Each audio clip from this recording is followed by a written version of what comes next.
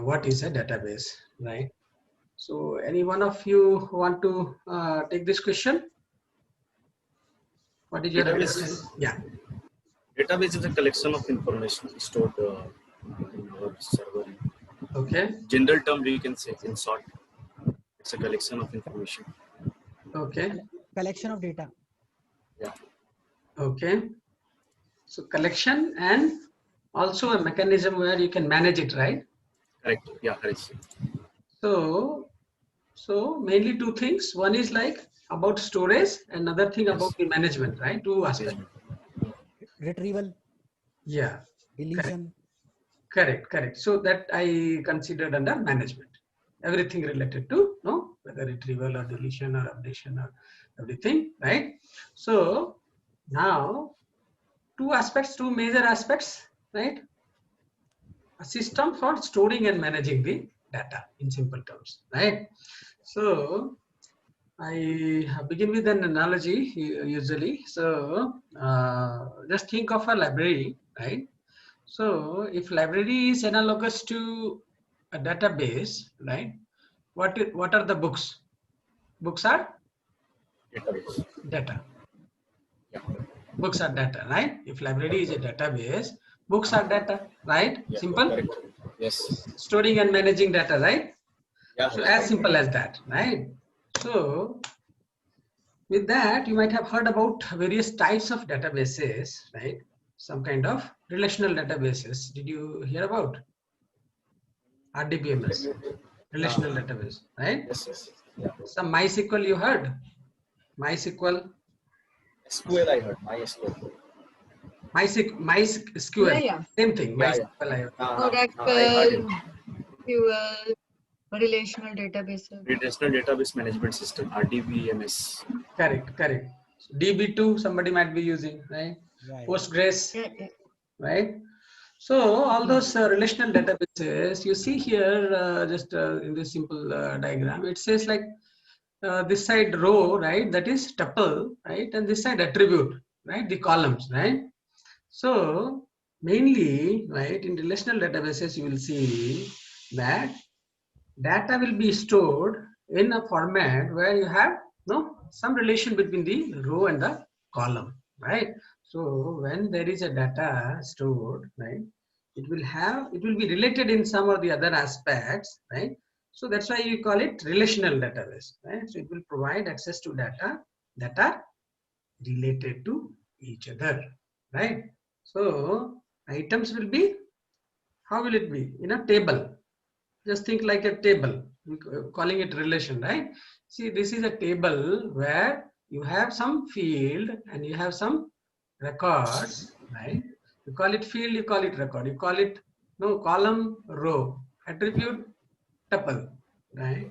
So it will be in form of table. Table will have columns and rows. Those data will be related to each other, right? And this is a very good mechanism for efficiently storing and accessing the information, right? So many databases use this concept, relational database, right? So you might have heard about another type of database, right? NoSQL. Anybody heard about NoSQL?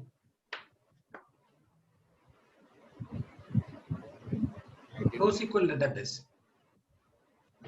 Never heard?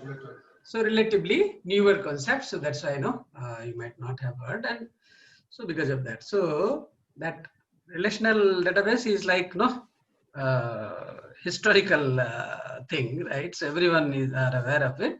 So NoSQL came like maybe some down the line 8 to 10 years ago or something. So because of that, it's like many people are not aware, right? So, but this is something where this is called NoSQL, means not only SQL.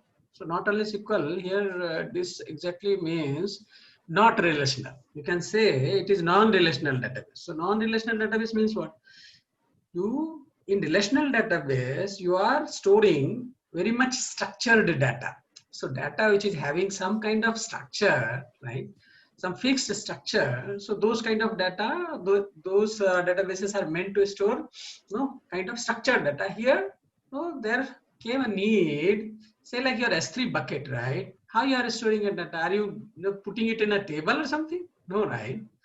You are storing data, you are giving one key and you are giving some value, and when you have to do a cross-region application, you are just choosing one particular key and based on that you are doing it, correct? Yes. So you are trying to access the data in a different way where you are no longer interested in a particular structure, right? So if some data is stored and managed in a way where it is partially structured, right, or unstructured, right? So we call it a non-relational database.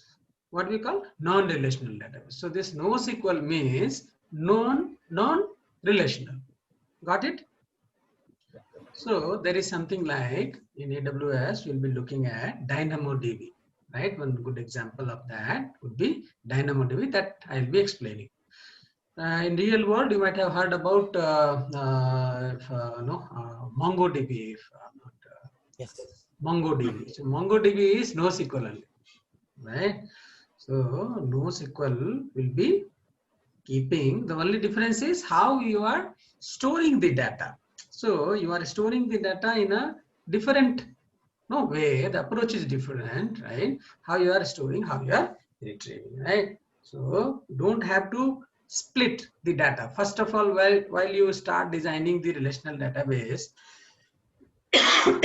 I'm sorry, you start taking the relation between the data, which one will be this and how the data are related. Let's segregate data into different tables. Let's make that table, this table relate between these two tables, right? You begin from there only, right? In relational database. Here, in this case, you don't have to start relating or splitting each and every data into different tables, right? So there's no need to segregate it, right? So you can say like and scaling up, scaling down, and all those aspects would be easier here. So a lot of other aspects, right? So we'll be discussing about DynamoDB. You will have more clarity on that, right? Some other databases you might have heard. You see, AWS will have different types of offerings, right? You see, S3 also mentioned here, correct? What kind of database do you think? NoSQL, right? Yes. In S3 bucket, you are putting your data. So that is what we discussed, storing or managing the data, right? Some system. So which will be storing and managing the data, that is database. So S3 also database, right? Yeah, it's So also storing data. correct. No, it's storing and we are managing it, right? Yeah, right. So that's why that is also listed here. You can see. So DynamoDB, you see, for NoSQL, right, or other NoSQL databases on AWS, right, and there are many, right. So relational database, you see, on EC2 or on RDS, right. So we'll be taking in-depth look at each and every aspect, right.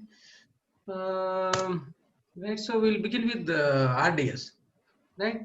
So if you come across some other terms like document database or something like that, so you just have to understand, right? There can be different names and different types of databases, various types of databases if you look at, right? So you'll find some kind of application that will be using some JSON like document or something. So we call it document database, right? So this RDS, right, is relational managed database on AWS, right? So you just see the features, right? So managed relational database, as soon as it is managed, right, you have all these features, right?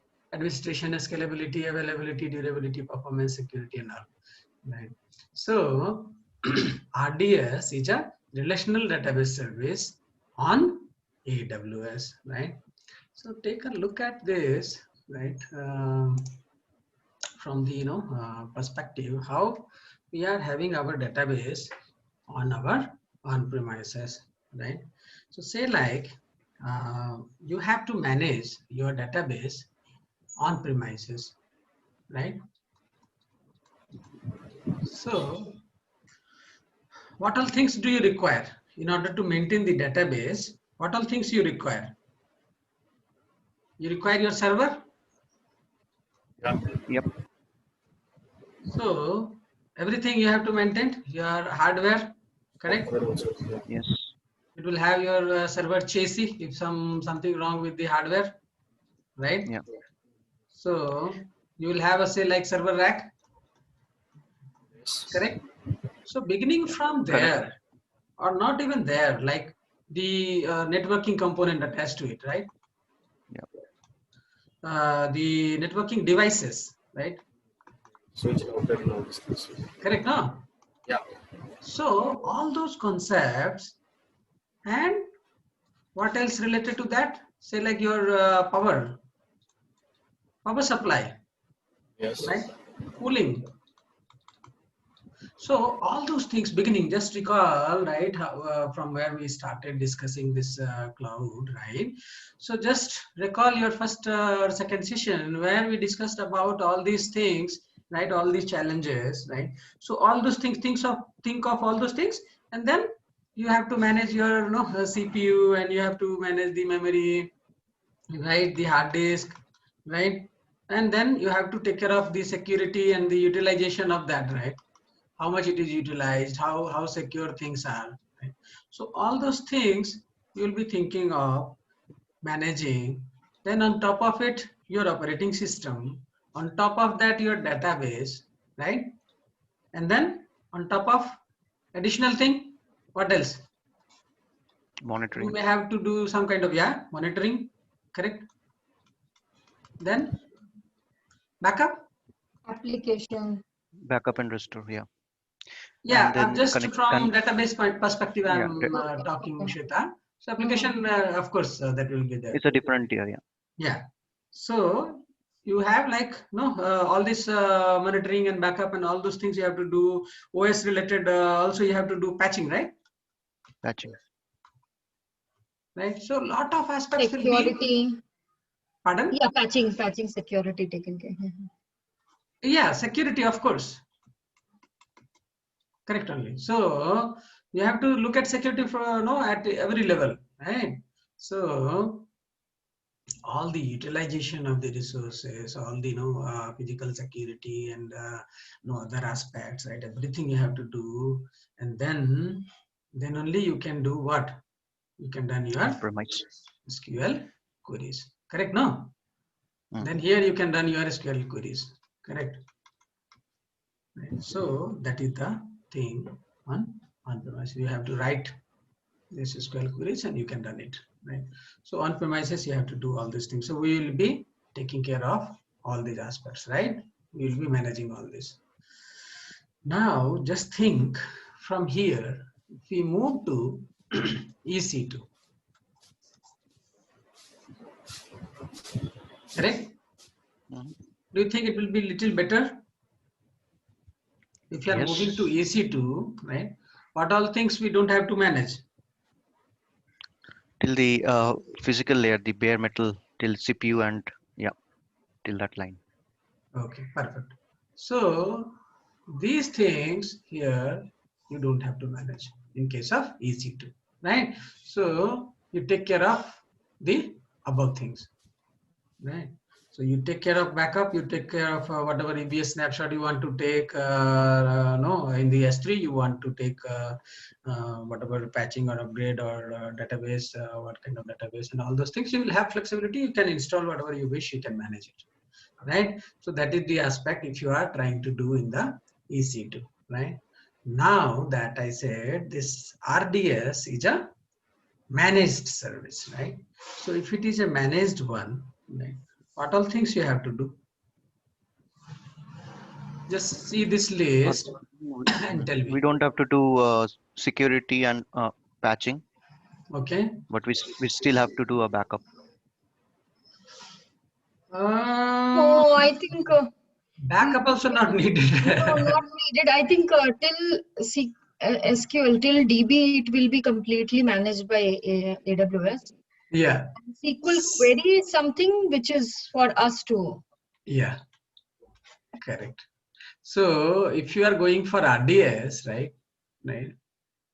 then just you write your query and run it, right? That is only you have to do. Okay.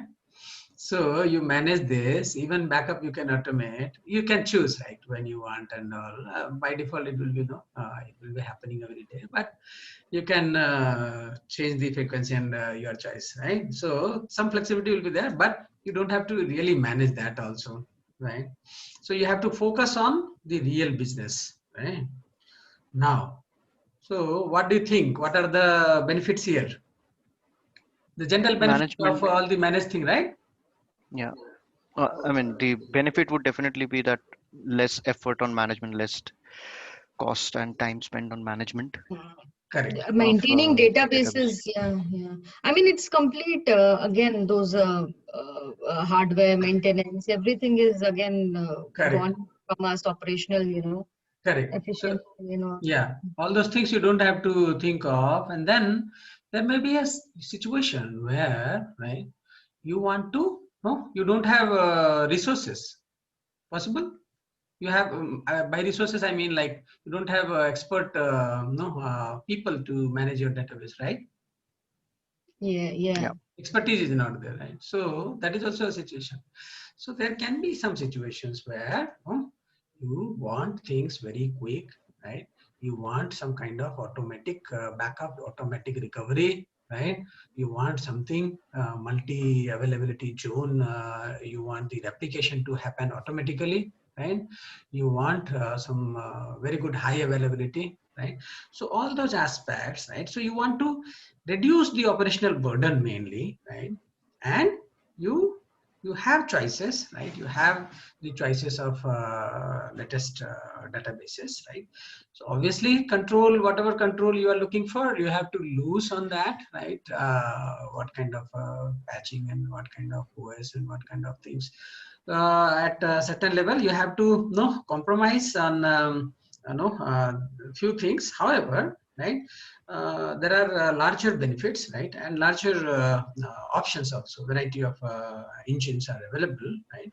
So we'll be looking at each and everything. So you have MySQL, you might have heard about, and then Aurora and Oracle and SQL Server and Postgres, right? So all those famous thing and some MariaDB, right? So all those things we'll be looking at, we'll be having it, and we will have ability to create read replica.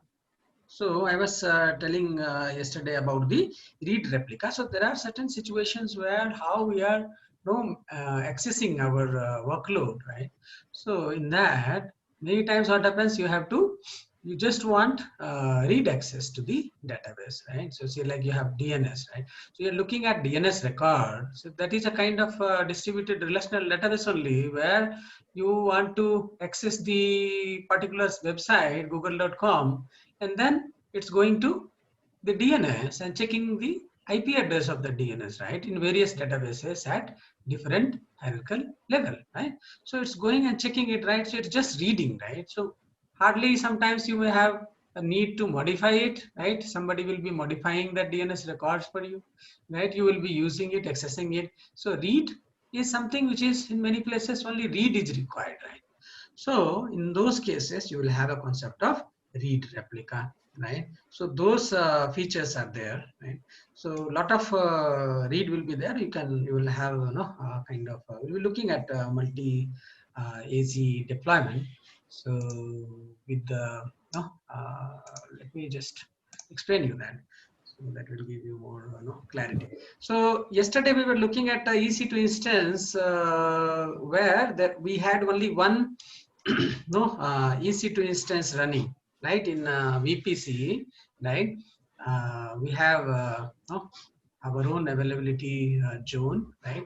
We have our region, right? And we have our own that EC2 instance running in that particular zone. So whatever are the challenges for one EC2 instance running, right, in one availability zone, think of the similar challenges when it runs in single availability zone. So if you are architecting, right, and just thinking like, okay, if I architect this way, right, things might be fine because there is this is highly available database will be running, some backup will be there, everything will be there. But the problem is the downtime, right? So all backup, everything, all recovery, everything will be there. But what about the downtime? So where you can just think of this kind of single availability zone deployment, you can have some scenario, right? You're doing say like POC. Yes, at least less critical Yes, application requirement like testing or yes. kind of user acceptance testing. I'm sorry, not user acceptance, but just Yeah, POC, some proof of kind of concept you testing. are Yeah, doing, just yeah, trying to do something, or some development environment you want to just test something, right? yeah. So something which is very, least priority, no, not critical at all, and you are fine with the downtime, doesn't matter, right? Let there be downtime. So if you go with single availability zone, right? So you can have your, database there, right? And you can manage with that. But practically, right, this scenario, right, in production environment, you will not see, right? So it's single availability zone, right? So for production or some kind of critical thing and all, you will not see, only for testing or some other purposes, right? Now, there is something, right? The best practice from the production perspective is multi-AG deployment. What do we call it? Multi-AG deployment. Right, as the name suggests, right? So the deployment will be in multiple availability zones. So you have your, AWS region. You have the VPC, that, right? And then you have your what? Within that you have zones, right? Within your VPC,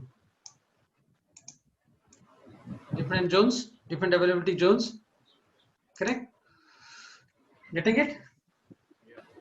This is the basic architecture, right? So this is the basic infrastructure where you have the, these things available. Now, on top of that, right? Say like, for example, you say this is a, your 2A. This is say like 2B, availability zone, right? Whatever you are choosing, just for example, right? So this is your VPC, right? This is your region. Now, you are designing, say like you are asked to design, right, some structure where you will be having multiple options, right? Various options, how you want to design it, right? So you will be just planning it in a way where you can reduce the downtime, right? You can have your master database running here. Okay, you can have your standby database running here. Okay, now this master database, right, will have its own instance, right? It will be having some RDS, we call it RDS DB instance. So instance, you understand, I don't have to explain, right? Now you have here, this is also say like RDS database, right? And this is running on a instance, right? And this is, I'm calling it standby. I'm calling it standby, and this is your master database, right? So you have your master database here and standby database here, right? You have mentioned certain subnet, right? Say like you have mentioned like 10.0.0.0 slash say like 28, right? This is running in some different subnet, right? So 10 dot say like 0.0 dot, right? From where I can begin? 28 taken, right? Yes. 28 means 32 69. minus 28, 2 raised to 4, 16. 69. From where I can begin?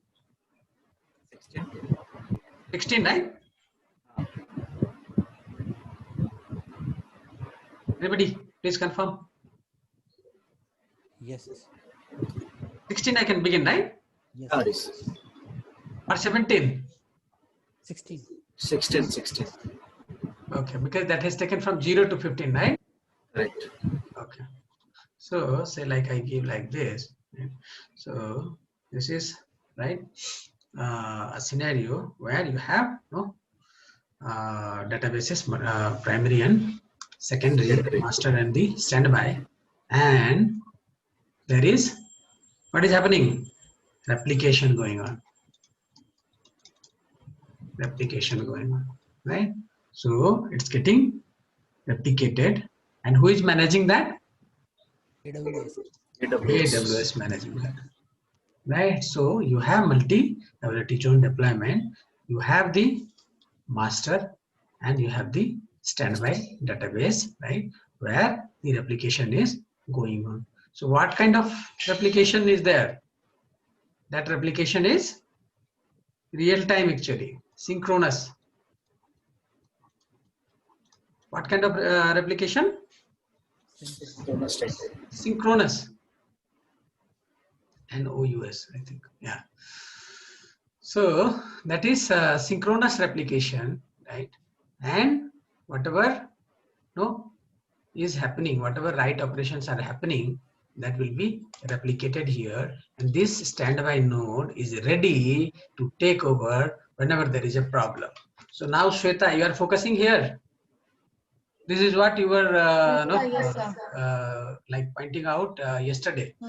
So there can be various scenarios. No need to limit our thought at any point of time, right? There can be various requirements and various scenarios where different type of things will be there. So here, what is happening when you are deploying this kind of multi-availability zone architecture, you will be able to choose the zones, right? What zone you are looking for, right? Where you want to run your instance, right? And then you will have master, you will have standby, right? And instance will be running here as it is running for the master. It's running, right? It's running, it's live. This is also live. This is also live. So both are live, right? Both are running, right? And both have the same configuration. Exactly, this standby is of the same configuration, same size, everything same, right? And you have storage here, right? And you have storage here, right? And this storage is getting replicated here. Understand? So you have the storage, right? Dedicated storage here, right? And you have storage here, and this storage is getting replicated, right? Synchronously, right? So that is what it is. So here the primary one, whatever is getting used, getting accessed for whatever write operations, right? Right. So this will be in use, and it will be handling all the traffics, whatever traffics are coming, right? So it will be handling that, right? And things will be replicated on the standby, right? Say like this master goes down. Now this RDS, we are talking about RDS, multi-availability zone deployment. Here this master goes down. Do you have to think of it? Do you have to worry about? No. Standby is there. You don't have to think of it. See, that RDS, right? Under the AWS, they are responsible for it, right? If your primary instance, right, this particular primary instance is healthy, if it is good, if it is in a perfect shape, right, handling the requests, perfect, not an issue. Now, if there is any problem, right, where will the request start going? Standby. How it will go to standby? Standby is standby only, right? That has to take the leadership now. That standby has to become what? Master. Master, right? That standby will become master. If anybody worked on Windows NT, right, earlier, or some other older thing, so there was a concept of PDC and BDC. I'm not sure if anybody may be knowing. That was old dated 2000.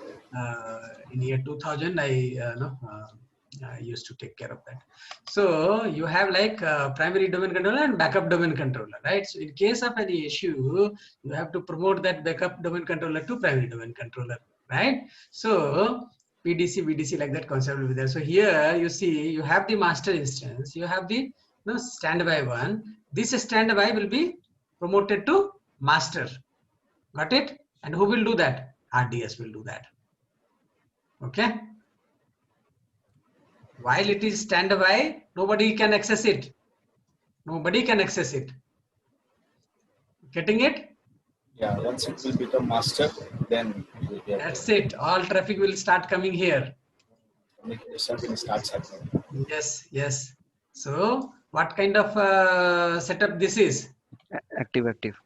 Active, passive. It should be active, active, isn't it, Harish? Because I have both the master and the standby working and getting That replicated is what at is real called time. active, passive, Buddha. See, Yeah. active, passive means one is like accessing. One is getting accessed by all the traffic, right? And it is just handling everything, right? Now the replication is happening, right? Here synchronous replication is happening from this database to this particular storage, right? It's happening, right? This particular node, this particular instance, this particular database is not directly accessible by the public, means it is passive. Got it? This is active, this is passive, right? Because all traffic are coming here only, right? So this is active. Active means if something which is accessed in real time, right? So that is active. Passive means whatever is not active but ready, fully ready, ready to take up the role, always ready. So that is passive. If this is also taking the request, means this is active. We can have a scenario where we can go for active, active, multi-region, right? Architecture that we can define, right? So we'll be discussing that as well later. So now you understand here why it is passive, because any request is not directly handled by this particular standby instance. Am I making it clear, Buddha? Yeah.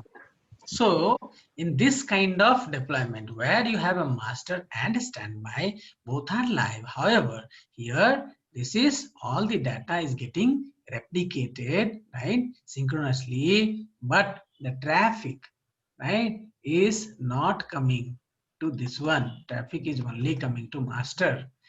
In case of an issue, when there is a problem on the master node, this particular standby will become master. It has to become master, and then it will start serving. This traffic will be discontinued, and this master, again another thing will come, another instance will come. It will take some time, right? And then that will become standby. What that will become? Standby. This master will become standby. Getting it? Yes. And this will become the primary, this will become the master. So as soon as there is a problem, right, now this will be handled separately. This will be fixed, this problem instance and all.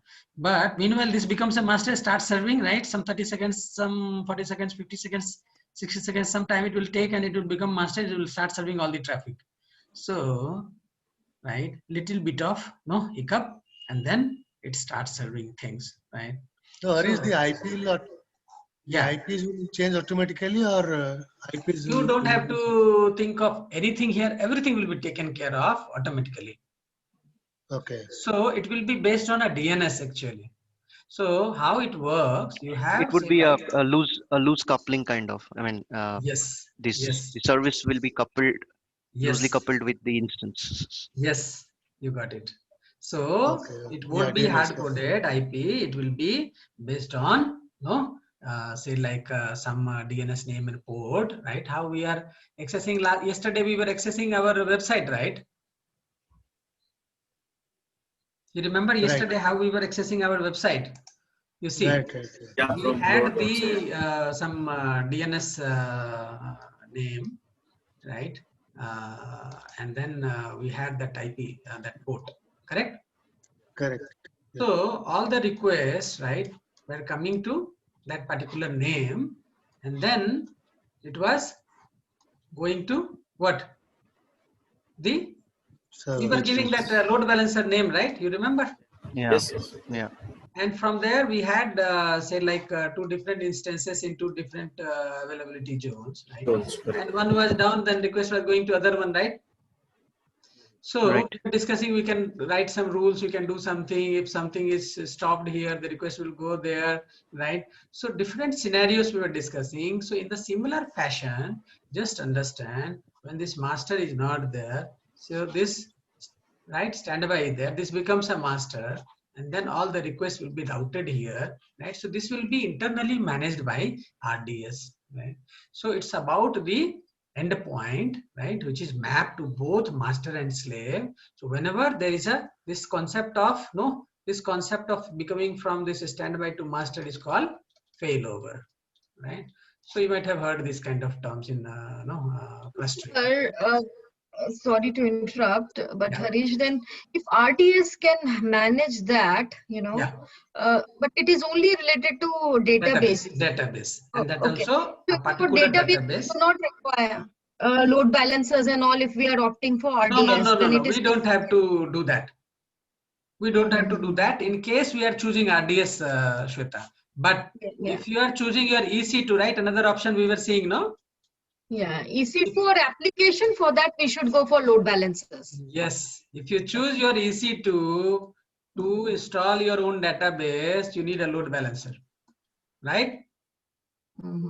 Now, there you also need a lot of other aspects, right, to take your, so mainly like this RDS or this any kind of these things are just like EC2 and EBS, nothing else. So that's why I told that initial things, when I am explaining initially, right, whatever, that is the foundation of other things. So once you have a certain standard of understanding a particular concept, then you can build on top of that. So this RDS is nothing, just like EC2 with EBS, that's it. Okay. Now, what this is fully managed. So that is what you don't have to do, but you thought in a correct thing, right? Indirectly, they will be doing all those things, right, that we discussed about, right? So that is like multi-AG deployment, right? So you understood what is the benefit? Benefit of multi-AG deployment. How many copies of live data? 2 copies. Right? Correct, no? 2 copies in our case. Yeah. Yeah. So if you just extend that further, how many copies? Multiple copies? Yes. So you will have multiple copies of the live data, right?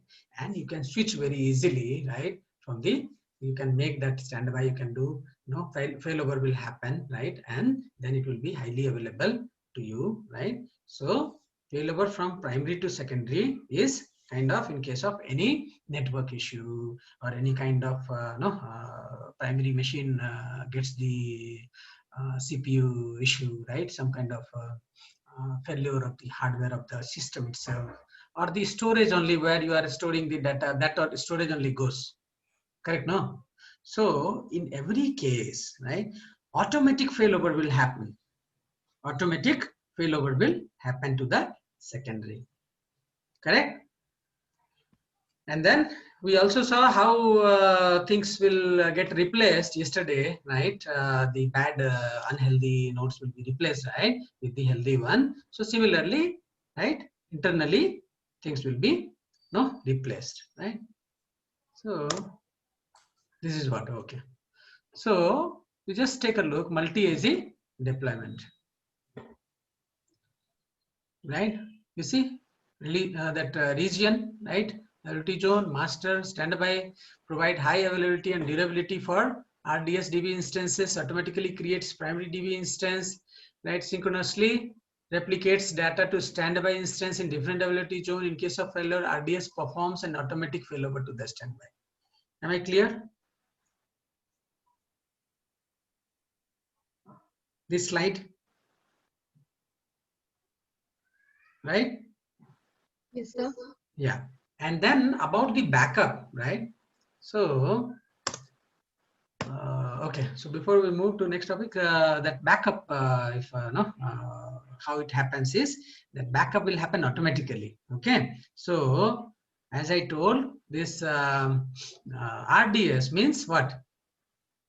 EC2 and EBS, correct? No, Correct. RDS means what? EC2 and EBS only. Okay, now you have the no RDS, right? And then in that you have the EBS attached, and you know the feature of EBS, right? What you can do with EBS? Snapshot we were taking, no? Yes. Snapshot we were taking, no? So what they will do? They'll be taking once daily one snapshot of that EBS volume, and they will be keeping in the S3. That's it. So as it is essentially one EC2 instance with EBS volume, they managed by AWS. So what they are doing every day, they are taking a backup and then they are keeping it. So by default, no, it will be kept for some as per my bit older information. It was like 35 days, if I remember. So they would be keeping for 35 days if they have not changed that number, right? You just take a look at the latest documentation, right? You go to whenever you go to RDS or something. So whatever we are discussing, right? So please go to the page and you just know whenever you get a chance, that time you can just look for RDS, right? And then you can find out the latest information there and what is new at Amazon, right? So like that you can search and always keep yourself updated, right? So it will be taken like that, and then backup will be also you can also restore that. So restore also is easy, right? Because again from snapshot you know how easy it is, right? So based on your think, if you talk from DR perspective, right? So you have option, right, for copying things in the different region. Okay, so what happens, you will copy things, right, and in the different region, right, in case of disaster, that can be useful to you, right?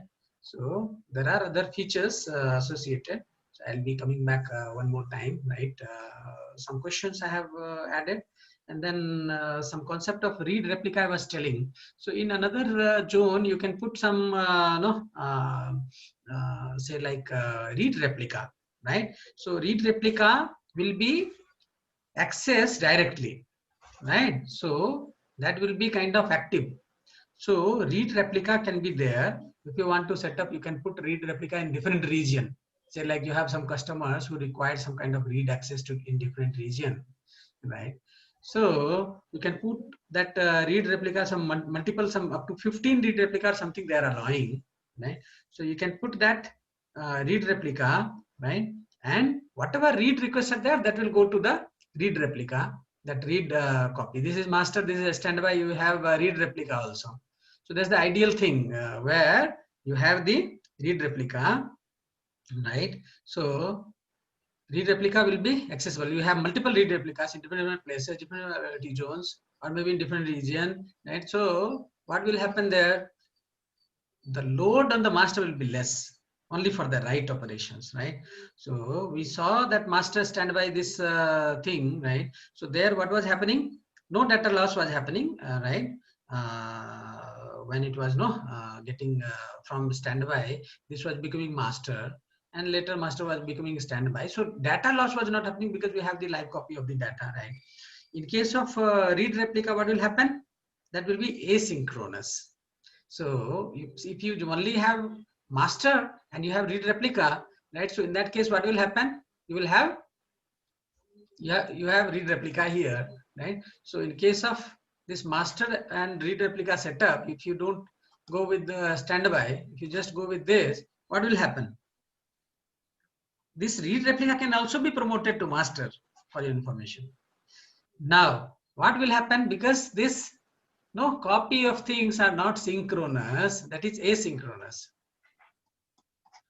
So because of that, what will happen? Data loss, chances of data loss will be there, Right. So this is, so I would not recommend going for master and the read replica, this combination, right? So only going for this will not help if the data is important, right? So what you can do, you can get this, you can get this, you can get this as well.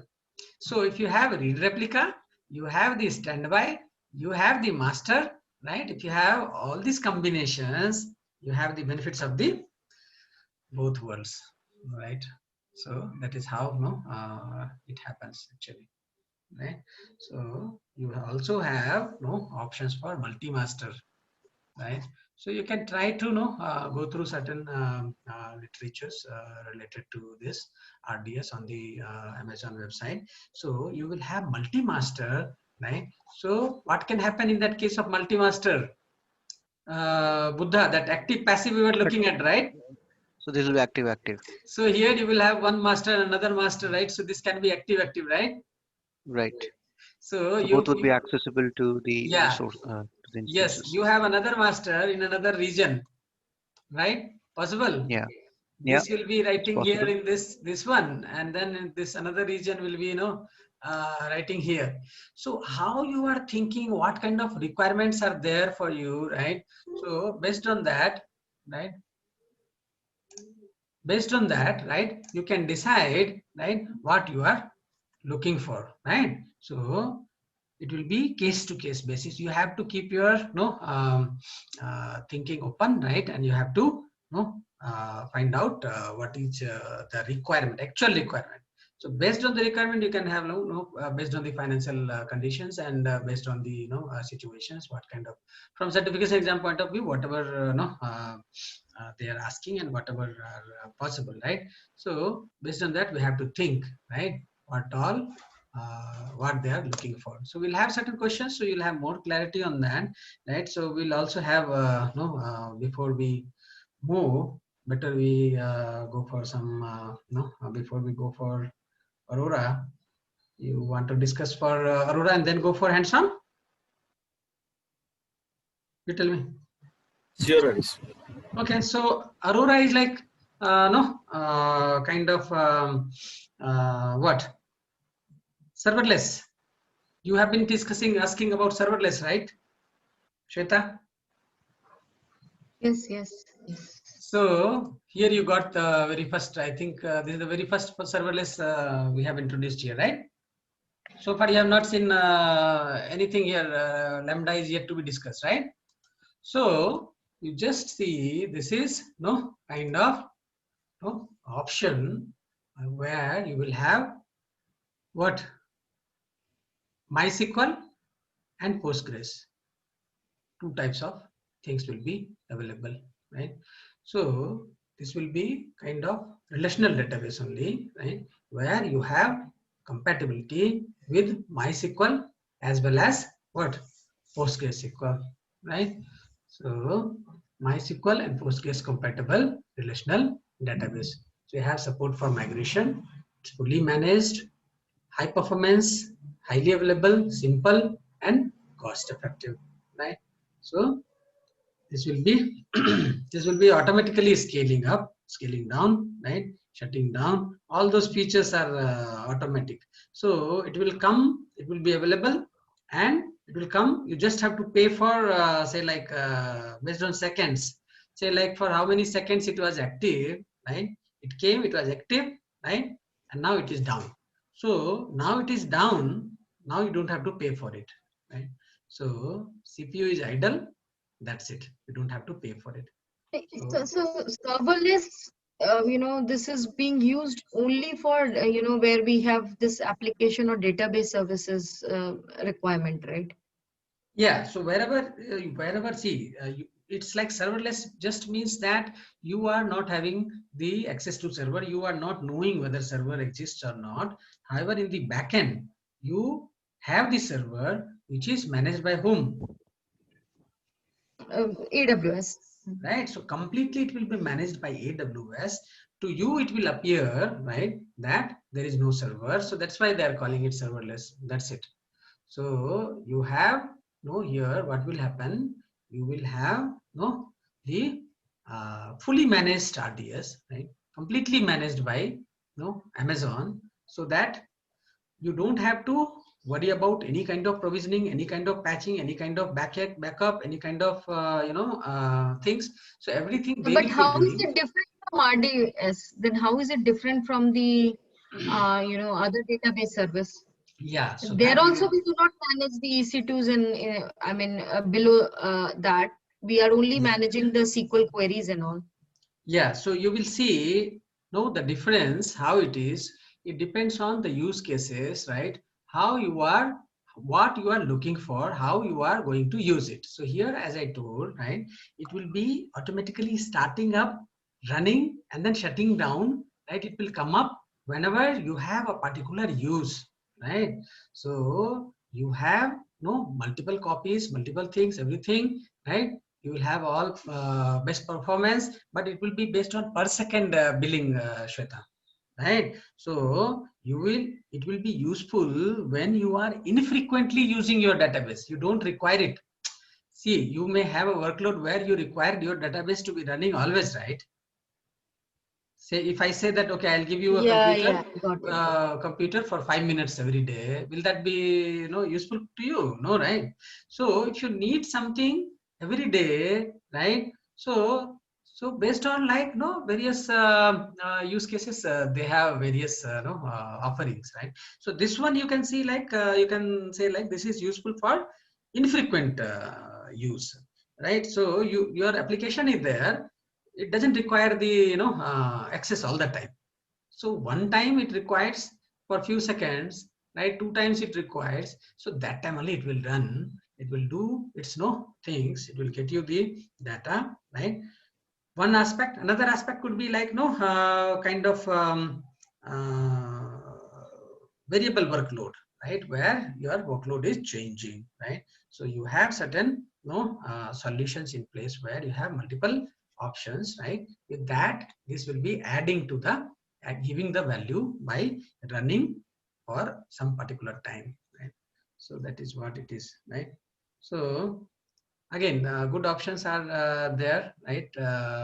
Six-way replication, this is having 6 copies will be there across the 3 availability zones. Okay, so that is the best part. So durability and availability and all those aspects will be there, right? It's cost effective in terms of because you are using based on the requirement only, right? So it will have a very good performance, right? And you just have to, and for the RDS, right? Just like how you are seeing that RDS, so that will be having multiple options, right? Right. So actually this Aurora, right, kind of this will be hosted by RDS only. So we will go to RDS and then I'll show you, then you'll have more clarity. Okay, so you will have, if you are going for Aurora, so this will be kind of compatible with MySQL Postgres only. However, you can go and choose MySQL directly. So what we will do, let's go to the console. Everyone, please go to AWS console and please confirm. Yeah, Harish, I reached. Okay, perfect. Can you look for RDS? Those whosoever are there, just type RDS in this search. Sure. So what it says, manage Managed relation relational database database service. service. And if you click here, right, so you will see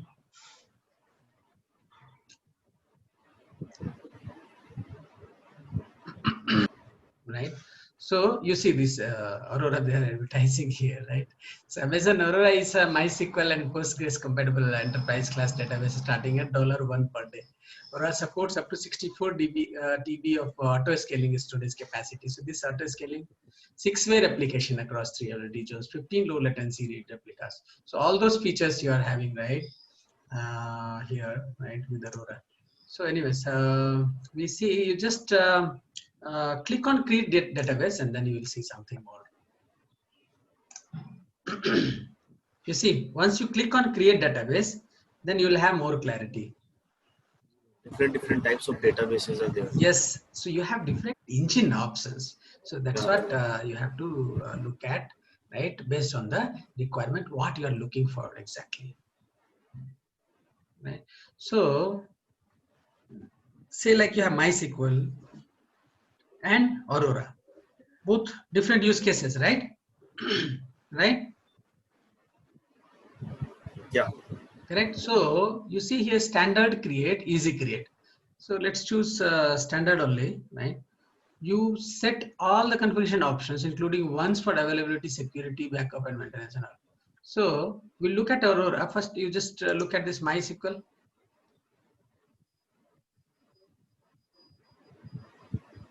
Okay. There. Choose MySQL. You see Then here they say known issues, limitations, review this knowledge. Okay, whatever. Now, version you are having, right? MySQL 8.0.20. different versions are already there inside. Correct? No, you have a lot of choices. Yeah. Correct. So you have this particular version, and apart from that, lot of other versions also, right? So let's 8.21 is the latest one. yeah, but whatever this 2.0 is the default one, so let's keep one version below. Let's keep that minor release as 2.0 only. So let's keep this default one, right? Now look at the template. What all options here? Production, dev, free tier. In production, what they say, use defaults for high availability and fast, consistent performance. For dev test, right? This instance is intended for development. This is for free tier, use RDS free tier to develop new applications, test existing and all. Right? So you can explore, you can see this production one, right? You have some, give some name, give some master user name. So what all options you are having, select storage types, provision die-ups, right? The faster one, you have allocated storage option, how much you can allocate, storage auto scaling, right? Availability, durability. You see here multi-AG deployment option, you see what we discussed.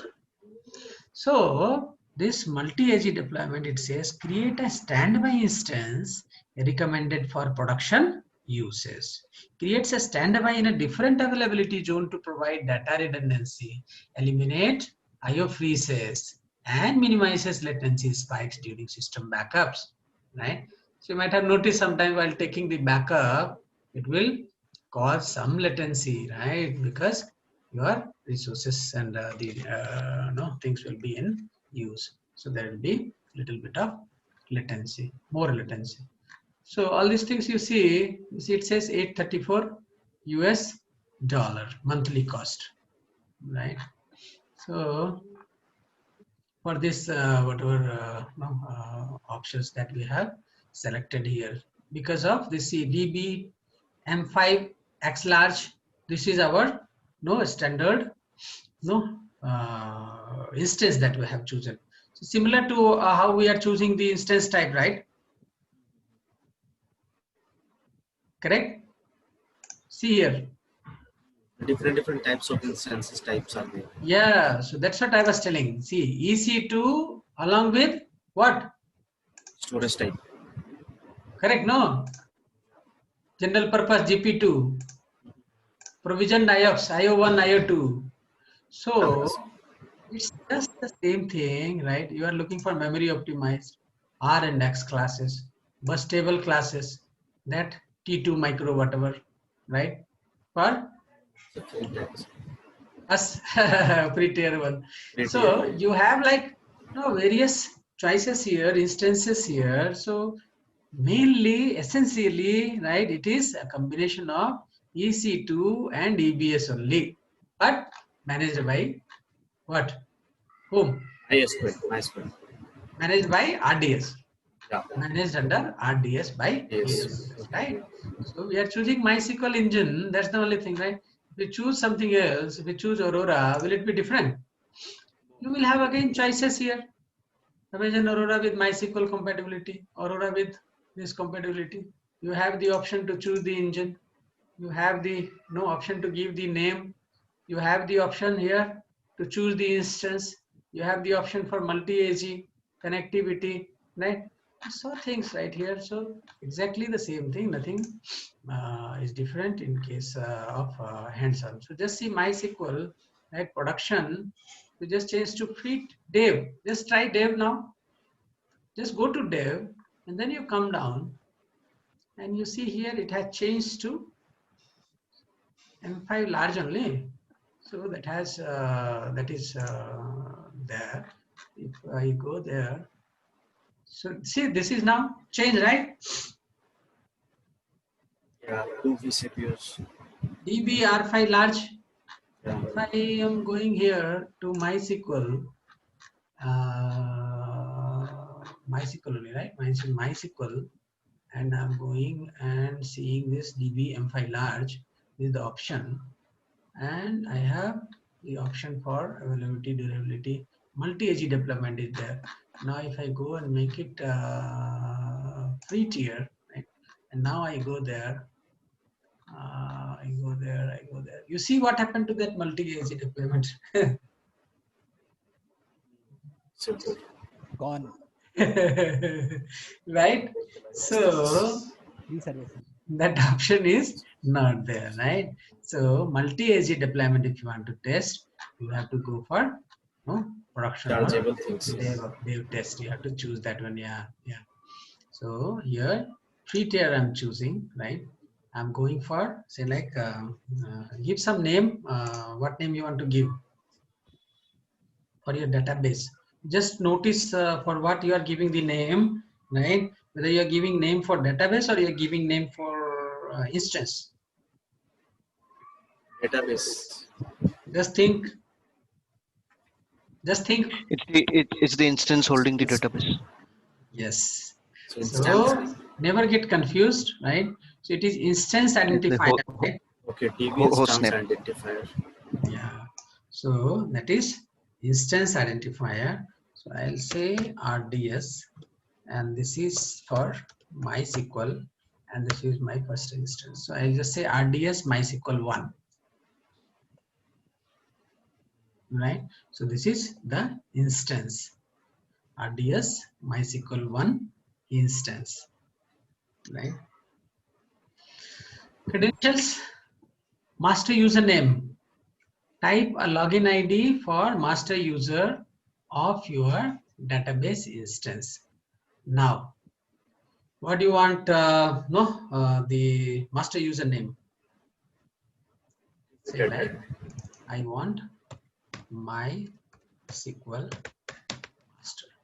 I want MySQL master. So there is option for auto generate a password or give a master password. So I'll give a password, right?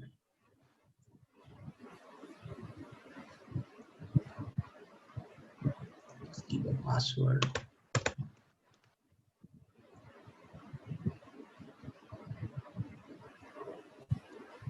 Okay, so I've given some password here, right?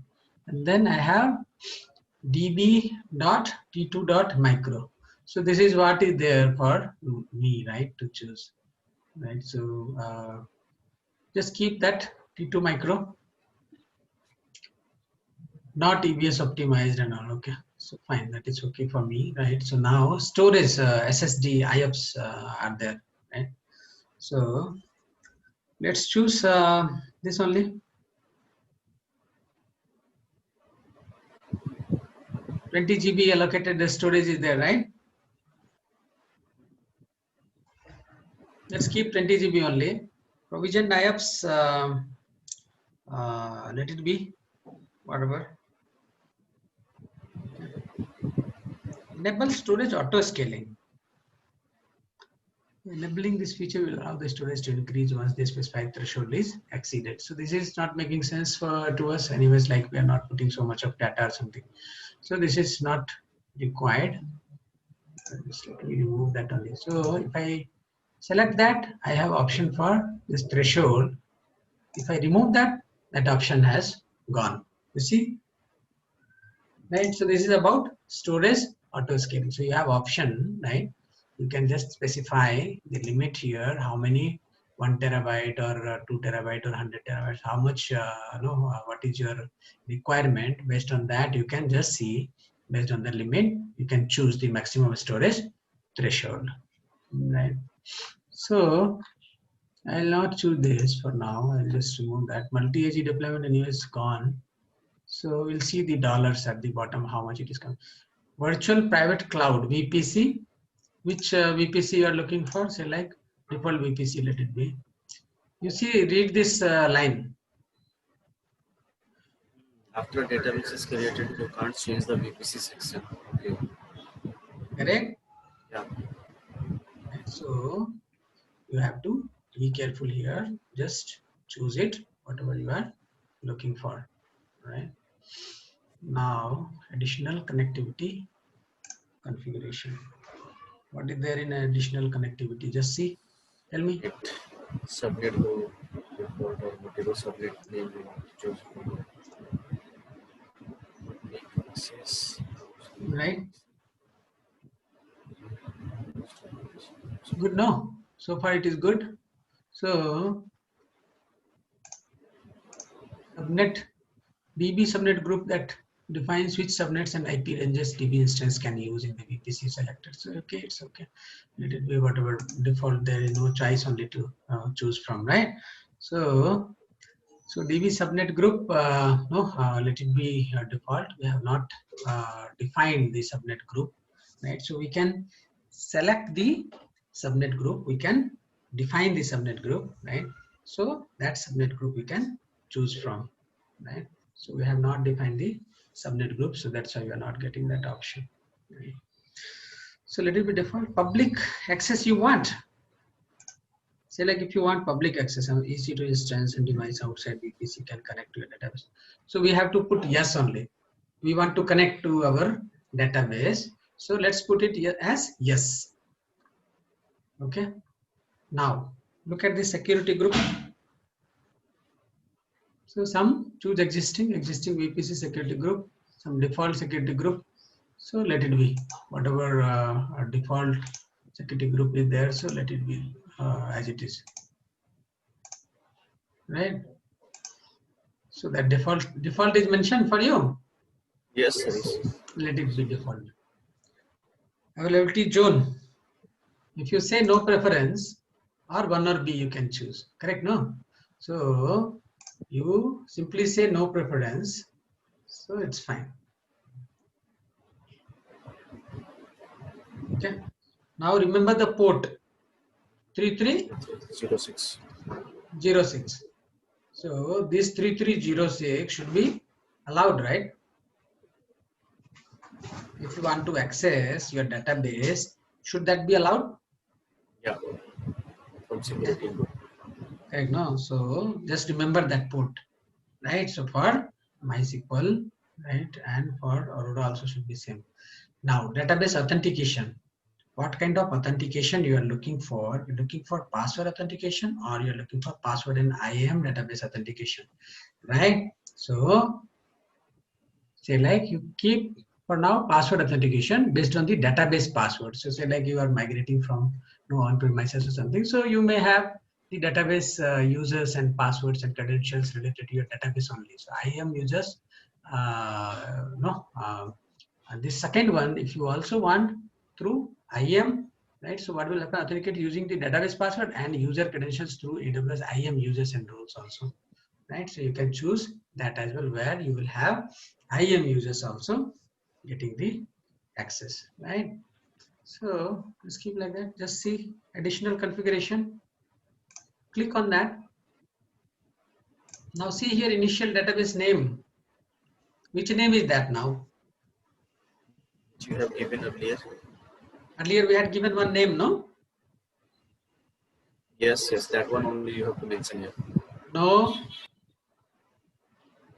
Who can tell? So this is the name of the database. Yes. That So, MySQL yeah. or is it Aurora, something like that? See. No, whatever just you do define not will get be the name of the database. correct. That's what I'm telling. MySQL and Aurora was there, no, which you have selected. See, initially you gave a name Rahul. That was the name That was the of instance. the instance. Instance. Okay. This is Yeah. name of the database. So on the server, you will have one database running, right? Yes. So this will be the name of the database. Which database, right? So in a server, there can be multiple databases. Yes, yes. Server yes. name remains the same, Correct. and then Correct. we have multiple database name. Correct. You got it. Correct. So exactly like that. So we are going for some database, right? So let's keep some meaningful name. DB3 or DB1. Yeah, MySQL and then DB something. Yeah. Sorry, Harish. Yeah. I mean, I'm weak with the database knowledge and all, but just one question: these databases, as Buddha mentioned, can be multiple database on a single. Yes. Why not? See, Databases sit over OS, right? over the server. See, you on the server you will have your database software, your DB relational DB software. Say like you have MySQL or you have Postgres or you have some kind of software, Oracle. So on the server you will have the as well. database management system. In that management system, you can have various databases. Under databases, under each databases, you can have various tables. Correct? No? Like that. Yeah. Okay, means on a single OS there can be multiple databases. Multiple databases, right? On single OS, you will have the software. In that, you can have multiple databases. It's like multiple application as well as multiple databases. Multiple applications, multiple databases. Yes, database is just see database. You consider like say like how do I say? Say like you have S3. Under S3 you have multiple buckets, right? Correct? Right. Yes. Yes. So like that only you understand. So now you just understand like you have the operating system. That operating system is running on EC2 instance. In that operating system, you have installed MySQL software. MySQL Relational Database Management System. That is a software that you download and install. Now that software is up and running, now you can create multiple different types of databases. Within that databases, you will create different types of things, right? Like table, right? For example, right? Or stored procedures or something like that. So you create one table within that database or 2 tables, 5 tables in one database. So like that you can have multiple databases serving different purposes. So here it is like your choice. So it's asking like initial database name or something if you want. If you do not specify database name, RDS does not create a database for you, then you have to go and create yourself, right? You need to connect and then you have to connect to the instance and then you have to create the database yourself. So here if you just mention, one will be created for you. Now DB parameter group. So you have say like keep it default option group, right? Now what is there in this DB parameter? Whatever your DB engine is there, right? So related to that, whatever configuration is there, so that will be kept here, right? So this is the own there. So we can create our own later as well. So parameter group. So option group again, right? So additional feature will be there in this, right? So backup. Just take a look at backup.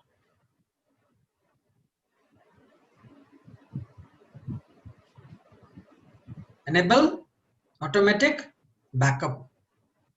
Now creates a point in time snapshot. You see? So how they're taking backup? Snapshot of your EBS. Enabling backups will automatically create backups of your database during a certain time below.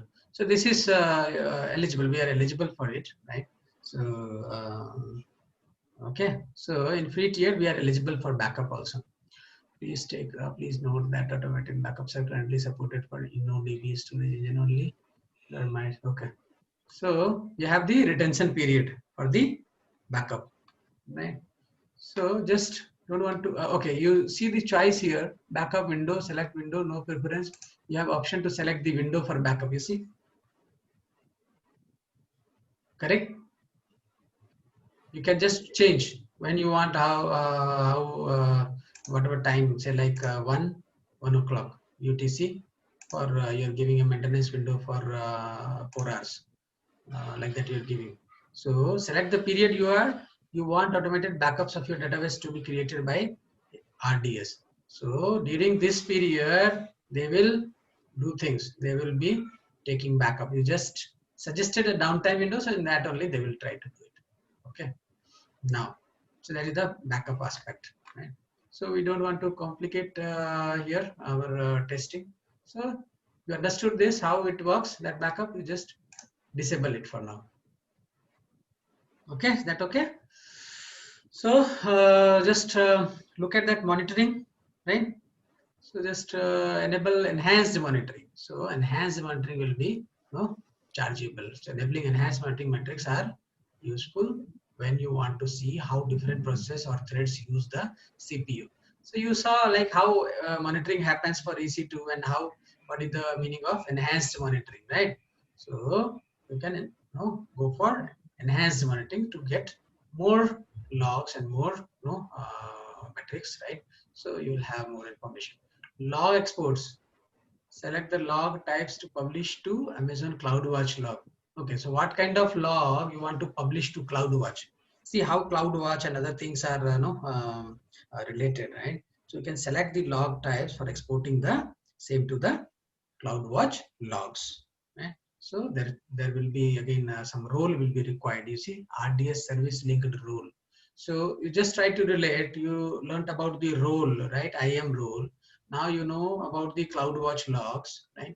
So if you just choose something, say like error logs or general logs or slow query logs, so any kind of log, right? It will be using this particular role, right? It will be exported to CloudWatch, right? And you will have the access to that particular log, right? So this is also you have the option. So for our practical purposes, just simply we have not chosen anything 3306. We understand this, but we have not kept it all blank, right? So now you come down, look at the maintenance. What is that maintenance? Who can tell? Minor version? Patching and all. Patching. Yes. Yes. So auto minor version upgrade only. What is written? Enable auto minor version upgrade. Enabling auto minor version upgrade will automatically upgrade to new minor version as they are released. The automatic upgrade occurs during the maintenance window.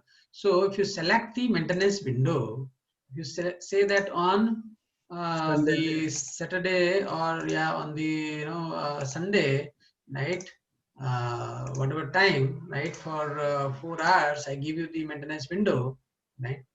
Protects the data from being deleted accidentally. While this option is enabled, you can't delete. So you want protection, how you were having protection, right? So you can go for protection. You can just give that option, enabling auto minor version upgrade. They will upgrade that version on behalf of you, right? So minor version, you understand, major and minor version. You saw, no, there above there were options, some versions were there while we were choosing here. Yes. Correct, no? So you have this, the last part you are seeing, no? Last part, 5, 7, 2, 3, 2, 4. 2, 3, 2, 4, 2, 5, 2, 6, 2, 7, like that you are having, right? Hello. That's right. So from 23 to 25 it wants to go, or now you have chosen 20, and now 21 is, once they know 21 is fully tested or something, so they will upgrade you to 21 without your permission. So if you are, say like now you are going for something 5.7 and 8, they will not take directly because of your requirements. So something might stop for you. Now this minor version, if you just select that, so from this 24 to 25 or 24 to 26, so those kind of minor version of it, the last part, that last number, right, is minor version actually. So the first part was major version, other part is minor. So enable auto minor version, so they will upgrade without any no thing. So I'm not choosing anything, and this is also not required for me, right? So in production environment, how it is used, so that you have to understand. Now after all those things, just see here estimated monthly cost. Just take a look and tell whether I'm going to be charged for anything. Just read it and tell me. No, I don't think so, because we do have Yes. one instance. Yes. So we are eligible for 20 GB of general purpose 30 storage. GB is the And 20 maximum. Yeah. 20 20 GB of the backup. Yeah, so 20 GB of backup also, but anyways, like backup also I have not chosen, though we are eligible. Now here, general purpose storage, right, 20 GB. So I'll again go back and check whether my storage is general purpose GP2 or not. So I'll just go and I'll see where is the storage. See here. General purpose. Oh, this is provisioned. Oh, you changed it. Oh, yeah. I got provisioned IOPS. Change it to What about you? Just all of you, please check. For us, it is I general. checked general purpose. For me, it is general. Yes. Okay. So you have option for general purpose, right? 20 GB storage data scanning. Nothing is. I'm not putting anything. Now this is what you have to do every time. Again, you will be practicing. So just go for that, right? So 750 hours of RDS in a single availability zone. So multi-AG, if you are testing, you just test it. Maybe once you want to test it, right? Sometime when you are ready, so you can test it, right? You will be charged a little bit. So despite that, you want to test it, you can test it sometime. Just understand the concept, then you can decide for some small period of time. You can simply go for the production thing. You can test the multi-AG deployment as well. So there is nothing wrong in it. First understand the concept, right? So 750 hours of this RDS you will be getting, 20 GB general purpose you are getting, and backup also you are getting, right? Now you just click on create database. All of you, please.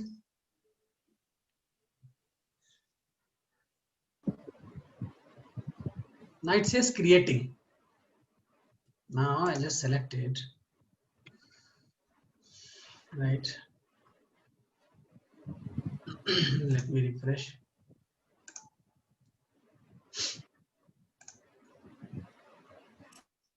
I just click that. So it says creating, right? So see this basic monitoring. So how it was coming for your EC2 instance? It's coming like that: CPU utilization, DB connections, free storage space, right? Freeable memory, write IOPS, read IOPS, right? So all those things are coming. This basic monitoring is in place, right? Logs and events, configuration, maintenance and backups, right? So again, you will have access to the things, right? So you can manually take a snapshot here, right? You have no backup, we have disabled, so it is not showing here. Pending maintenance, right? So 0, no maintenance pending. So like that, so you have all these features. It says creating database as of now. Your database might take a few minutes to launch, right? So let it create the database, right? Meanwhile, can you click on this view credential details on your machine? Probably it will show you the credentials, your password in clear text. So I'm not clicking it.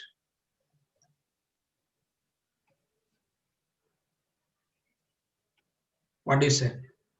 Yeah. Clear text only? Clear text. Yes. Okay, okay. So just save it. I remember my password, right? And the username also probably. I'll see. MySQL master or something. Yeah. So just remember the username, password, right? And what else? In the connectivity and security, you will see the endpoint here. It will be coming. As of now, do you see endpoint? No, I think it's not launched yet. Okay. Okay. So it will come.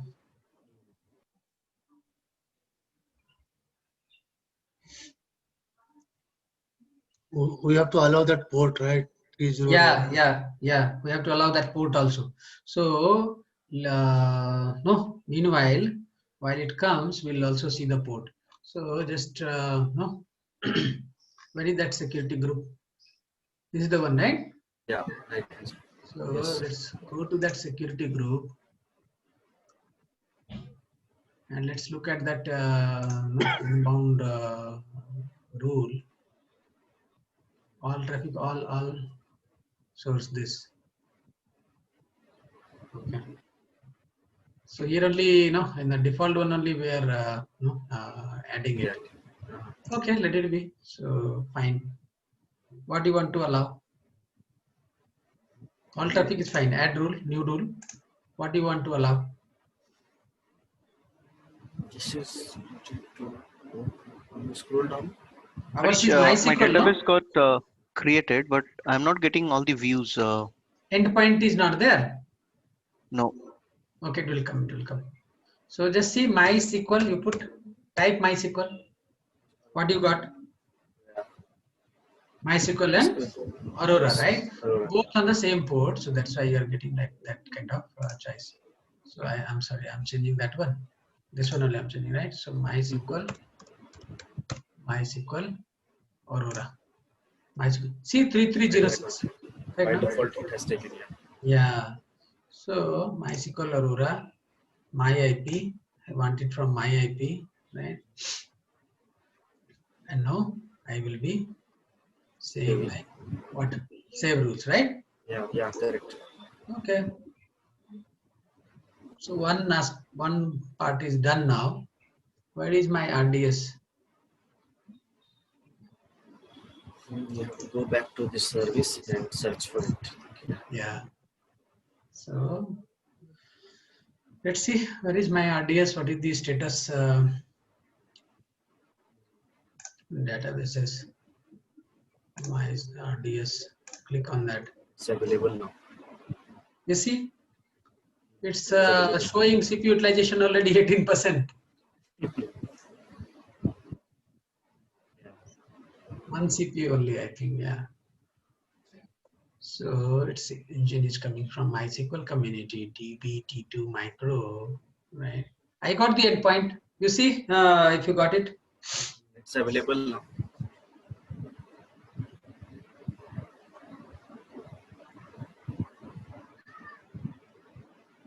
Tell me, Buddha.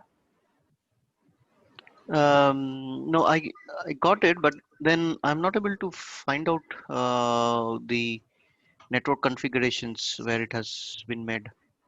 Do I need to go to the security group rules inside the rules? That security group you mean? Yeah, Yeah, that I he mean, asking for. Security Yeah, you group, have to you just go to this default one. okay. Yeah. So just go there and you will find that security group ID. Mm-hmm. Click on that. Now inbound rule. You say edit inbound rule. Add rule. Add a fresh one where you choose MySQL and give that option you give.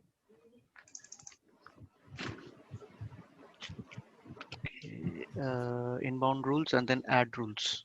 Yeah. In add rule, you choose MySQL.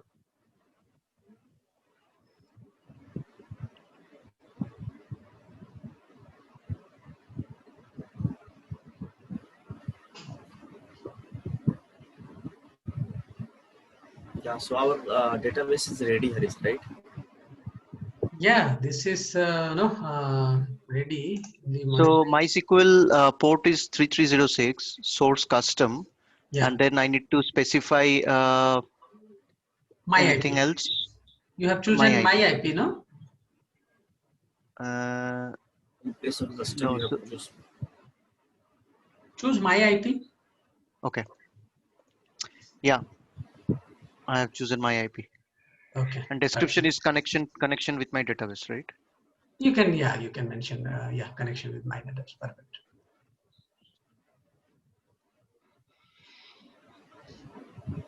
Okay. Right. So you have No, things in place. You have the connectivity and security. You have the endpoint available here, right? So how do you access the endpoint? You have to start something. I think. You have access to the instance. Instance should be running. No? Yeah, instance will be running, but can you put it to the instance?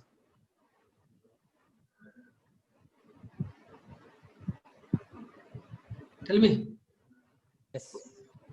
You remember what you can do with the RDS? You can write your structured query language, right? Yeah. So that's it. Okay, so what we will be doing, right? So here I have a tool, right?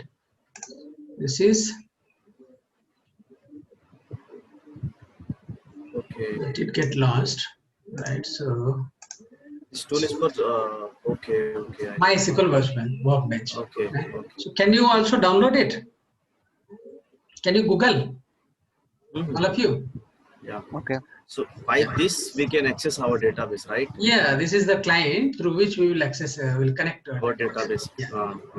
Okay.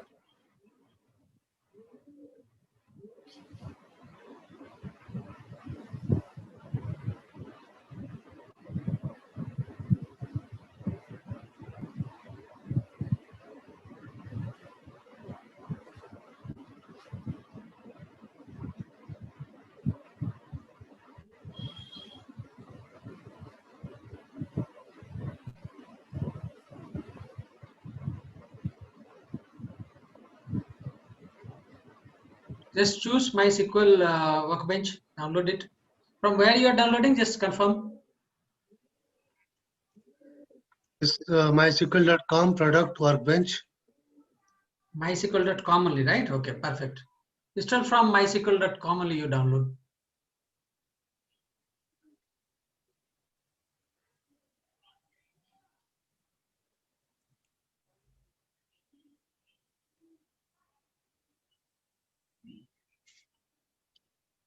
It's on 35.7 megabyte.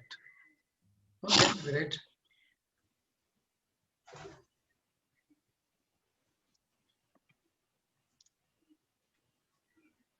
I'm not sure whether it will work in my machine because of my VPN, Okay, okay. Just try. but I'll try here. Yeah, yeah.